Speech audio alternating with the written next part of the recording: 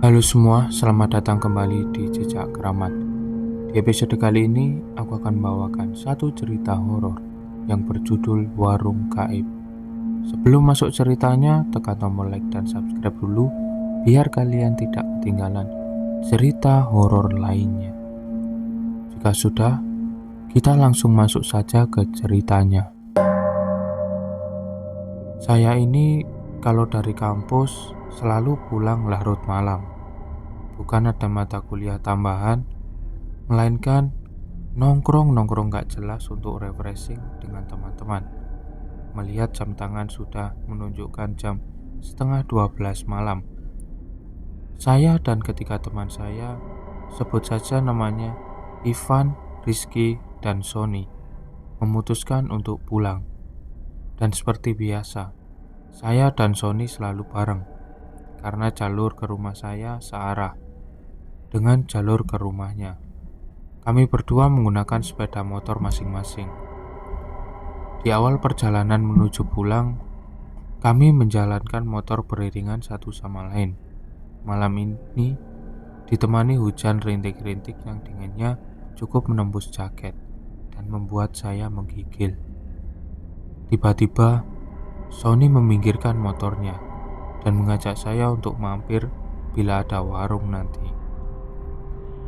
Karena kami memang belum makan sejak tadi siang.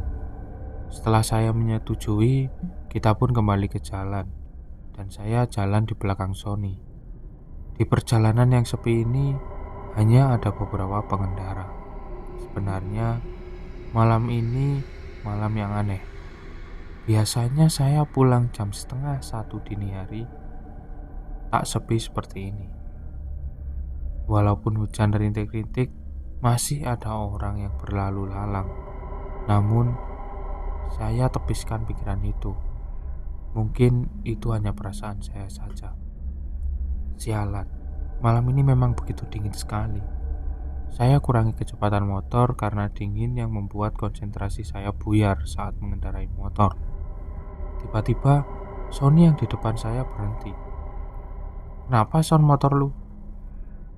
tanya saya kepada Sony. "Tadi gue gak lihat ada polisi tidur gede banget. Gue hantam aja.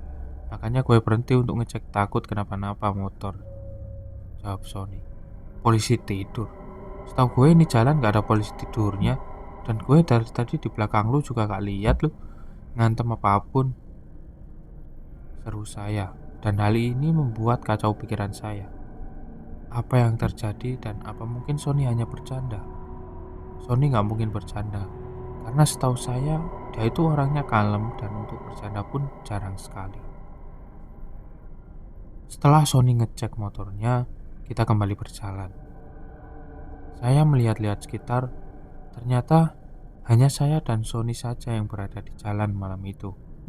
Dan itu membuat saya heran dan penasaran. Tak lama dari kejauhan, samar-samar lampu liwat dan begitu semakin dekat, itu ternyata sebuah warung. Warung itu tepat di sebelah kiri sebuah baliho atau papan iklan besar yang masih kosong. Belum ada iklan yang terpampang. Akhirnya Sony dan saya berhenti dan mampir ke warung tersebut.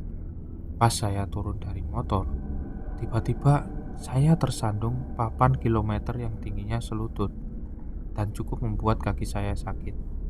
Ya sudahlah, faktor dingin dan sedikit kecapean membuat saya nggak melihat adanya papan kilometer itu. Kami berdua masuk ke warung tersebut. Tersedia bangku dan meja, kami pun duduk. Setelah kami duduk, keluarlah seorang ibu-ibu dan seorang bapak. Sepertinya mereka suami istri, dan menyapa dengan ramah sambil tersenyum. "Pesan apa, Mas?" "Pesan kopinya 2, Bu. Kalau ada makanan ringan seperti roti juga pesan 2 ya, Bu," jawab Sony. Ibu itu pun tersenyum dan kembali masuk ke warung untuk membuatkan kopi. Sambil menunggu, saya pun iseng-iseng bertanya kepada suami si ibu warung. "Warungnya buka 24 jam, Pak?"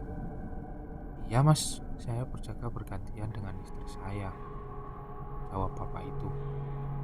"Malam ini Dingin sekali Pak, dan jalan begitu sepi sekali, ujar saya. Dan bapak itu hanya tersenyum kepadaku. Ini mas, kopi sama rotinya, ujar ibu warung sambil menyuguhkan kopi dan roti yang kami pesan. Oh iya, terima kasih ya bu, jawab Sony. Saya buatkan tahu isi juga, dingin-dingin begini enak loh mas, untuk isi perut mas-mas ini.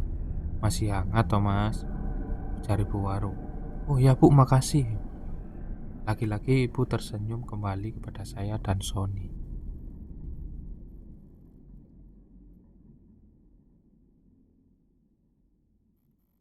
Lalu saya ambil tahu isi itu.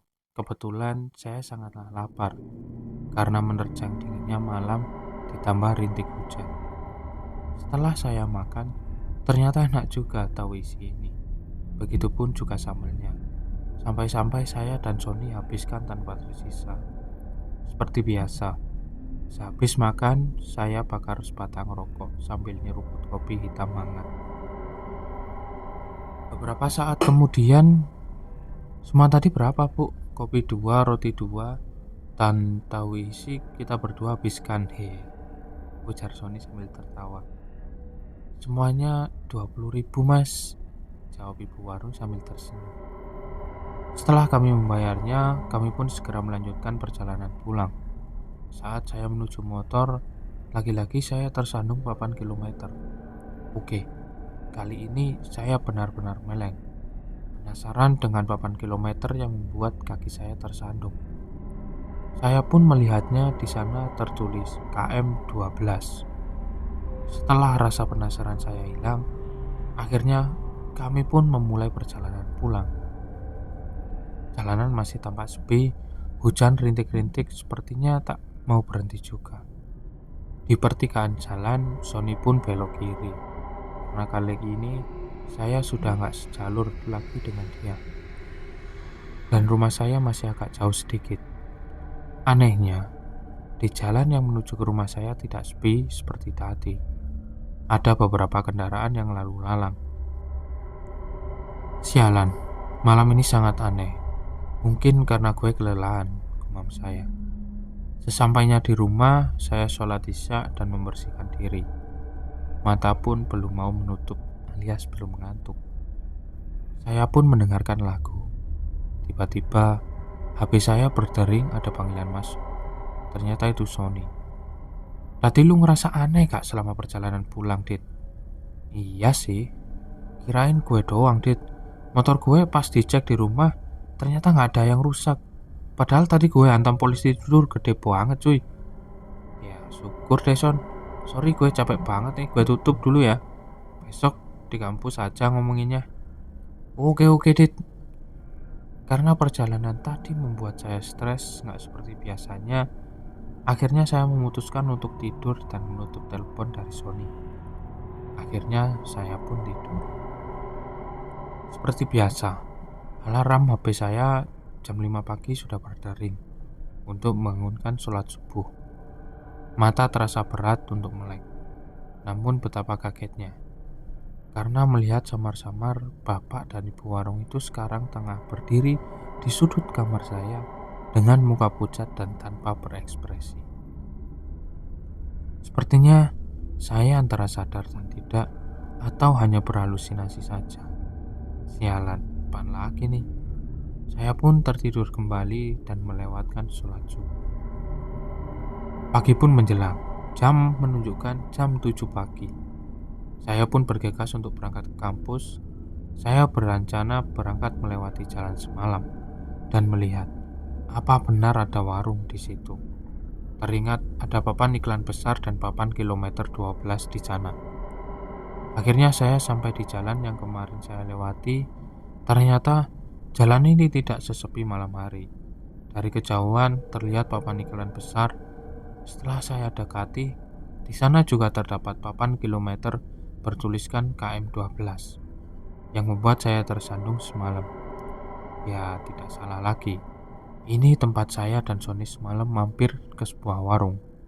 Dan betapa kagetnya saya karena tepat di sebelah kiri papan iklan besar yang masih kosong itu, ternyata Hanya sebuah kebun kosong yang ditumbuhi rumput ilalang dan semak belukar.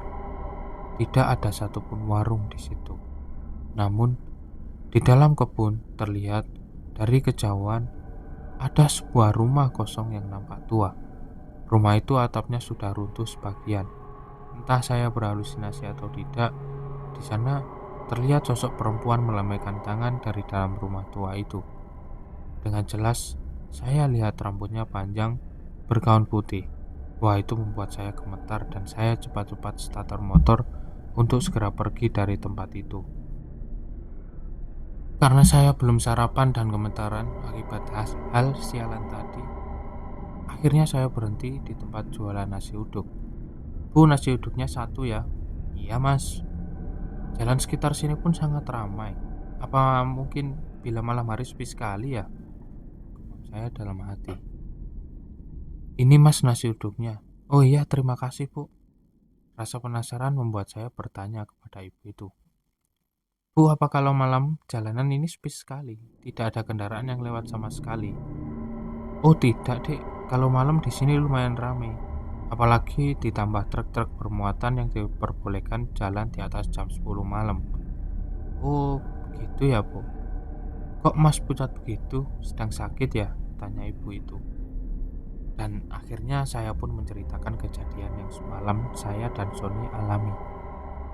Dan ibu itu kemudian menjelaskan, dulu di kilometer 12 ada sebuah truk yang menabrak warung, dan warung itu hancur tak berbentuk, menewaskan pemilik warung tersebut, yaitu pasangan suami istri. Rumah di dalam kebun itu adalah rumah pemilik warung yang tewas itu. Jadi yang mas makan semalam itu hanyalah tipuan mata saja. Mas itu sebenarnya gak makan apa-apa, ungkap ibu itu. Saya sering melewati jalan sini, tapi baru kali ini saya merasakan hal seperti semalam. Ya, kemana-mana banyakin doa ya mas, timpal ibu itu. Setelah mendengar penjelasan ibu warung itu, saya pun rasanya ingin pingsan. Berarti penampakan di kamar saya tadi pagi itu bukan halusinasi saja, melainkan penampakan hantu pemilik warung itu. Akhirnya saya tidak memberitahukan hal ini ke Sony. Saya takut dia jadi trauma akan hal ini. Selesai. Oke, itu tadi adalah cerita horor yang berjudul Warung Gaib. Jika kalian suka dengan video ini, tekan tombol like-nya dan subscribe biar kalian tidak ketinggalan cerita-cerita lainnya. Oke, terima kasih yang sudah mendengarkan sampai selesai. Sampai jumpa di cerita horor lainnya. Bye-bye.